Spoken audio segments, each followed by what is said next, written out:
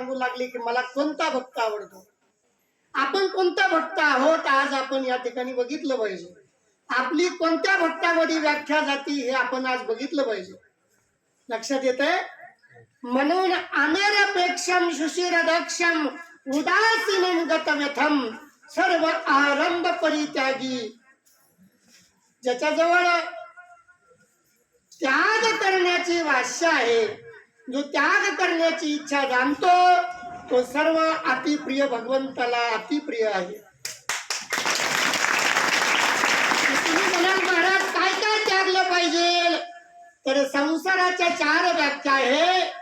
या 4 व्याख्यामध्ये खऱ्या अर्थानं संसारूपी भवसागरात तरुण जाण्यासाठी ज्या वेळेस 2 जोडप्याचं मनोमिलन होतं, कोणाचं 2 जोडप्याचं मनोमिलन होतं, त्या विधीला लग्न विधी 16 असं म्हणतात. आज श्रीमद भागवतामध्ये आणि खास करून श्रीमद भगवद्गीतामध्ये उल्लेख आला. म्हणून आपण काय करतो याच्याकडे लक्ष द्या. ज्या वेळेस तुमच्या मुलाचा विवाह असतो किंवा ज्या वेळेस ज्या गृहस्थाचा विवाह असतो, खऱ्या अर्थानं त्या मंत्राकडे ध्यान देणं गरजेचं आहे असं आपल्या संस्कृतीत सांगितलेलं. मग कोणता मंत्र, तर ब्राह्मण आपल्याला सावधान करतो. काय करतो, सावधान म्हणले तुला एक वधू या ठिकाणी वरामध्ये मिळत आहे, अर्थात दानामध्ये मिळत आहे, पण सावध होय, याच्यात गुंफू नको.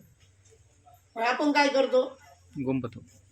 आपण गुंपून एवढं गुंपलो तर अर्जुनाला खऱ्या अर्थानं भगवंत सांगू लागले की अनरिपेक्षम.